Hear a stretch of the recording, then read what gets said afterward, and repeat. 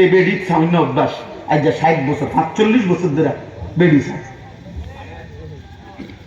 বলে রাগ হবেন কি লেগা? যে পাপী আপনি রাগ হইলে আমার অসুবিধা কি? আর যে পাপী না আপনি রাগ হবেন কেন? ঠিক কথা বলেন না কেন? ঠিক।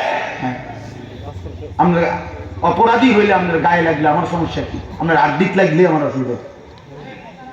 বলেন, ইনসাফের কথা বলে, ইনসাফের কথা বলে।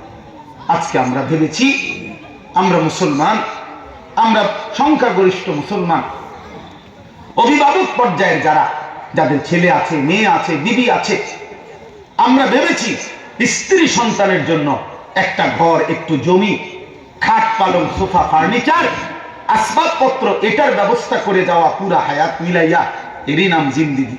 আল্লাহর কসম, এটার নাম মুসলমানের জিন্দিগি না। মুসলমানের বাবা, মুসলমানের মা, মুসলমানের স্বামী তার স্ত্রী এবং তার সন্তানের ব্যাপারে এটা দায়িত্ব নয়। দায়িত্ব হলো ওয়া'মুর আহলাকা বিস-সালাহ।